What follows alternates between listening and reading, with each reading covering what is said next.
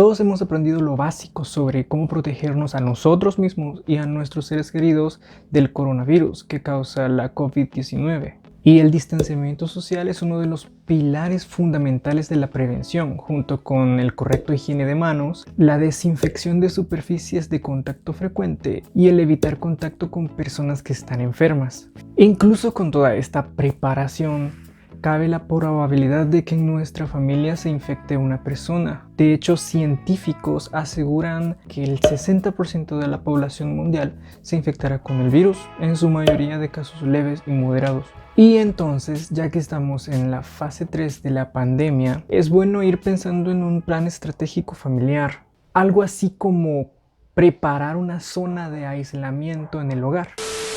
Pero antes les explico un poco, ya que todos hablan de la fase 3, estamos en la fase 3, comenzamos la fase 3, pero en fin, ¿qué es la fase 3?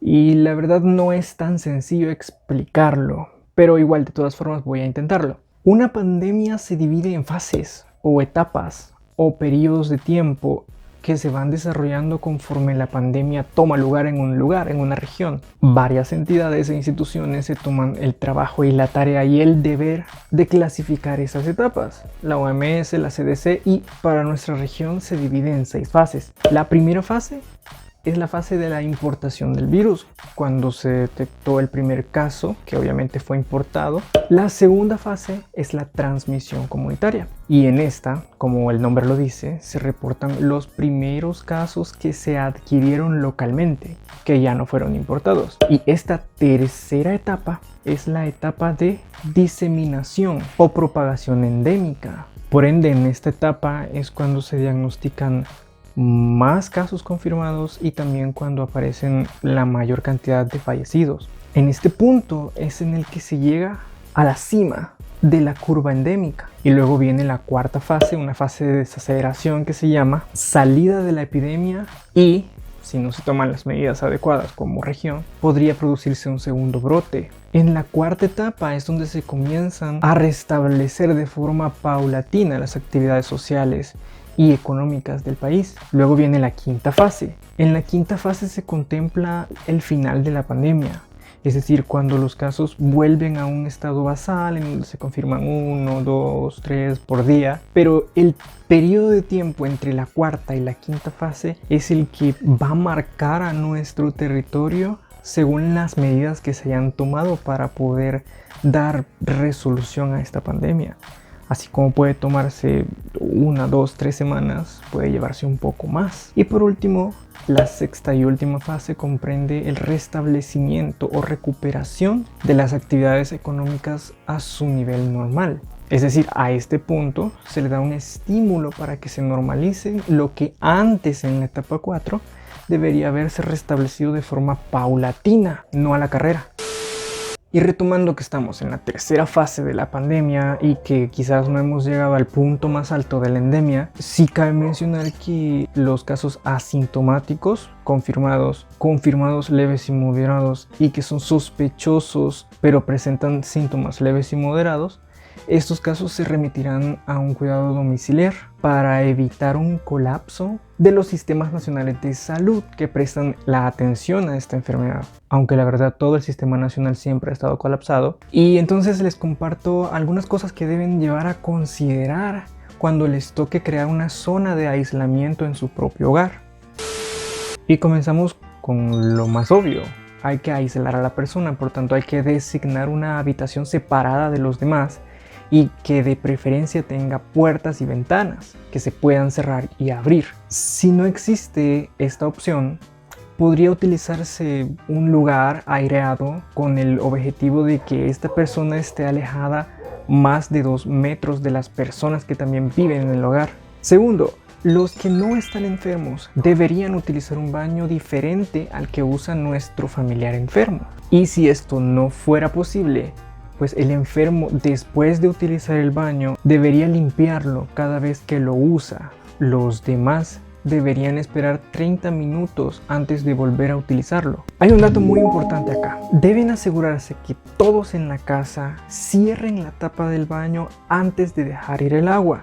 Y esto es para evitar que las partículas que se encuentran, ya saben en qué, creen pequeñas gotículas que puedan esparcirse adentro del baño. La verdad, esto debió haber sido así siempre. 3. Hay que asegurarse que toda la casa esté bien ventilada. Me refiero a que hay que abrir ventanas y puertas interiores de la casa para que el flujo de aire pueda ventilar bien la casa. 4.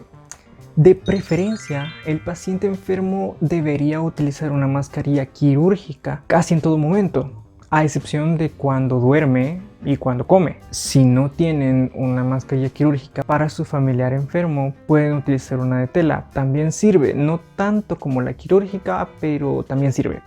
Si no tienen ninguna mascarilla, podrían sentirse un poco ansiosos, pero pueden fabricar una ustedes mismos. Voy a dejarles el link en la descripción de un tutorial que es promovido por la CDC para que ustedes mismos puedan crear sus mascarillas en caso de no tener ninguna. Un aspecto muy importante es que la persona designada para cuidar al enfermo, llevarle comida o acompañarlo hasta por 15 minutos no más, debe usar mascarilla de forma obligatoria. 5. Eviten compartir los utensilios de la persona enferma. Estos incluyen platos, cucharas, tenedores, vasos, tazas o incluso hasta las toallas. Estos deberían estar guardados en la misma habitación que la persona que está enferma. No deben permitir que su familiar que se encuentre enfermo interactúe o cuide a las mascotas de la casa, a ninguna. Esto incluye peceras, loros y también mapaches. Deben limpiar las superficies de contacto frecuente como las manijas de las puertas, las sillas, las mesas, las tablets, los teclados, sus celulares, todos los días. Hay que lavar muy bien la ropa, no hace falta echarle tanta cosa. He visto que hasta le echan vinagre y un montón de cosas.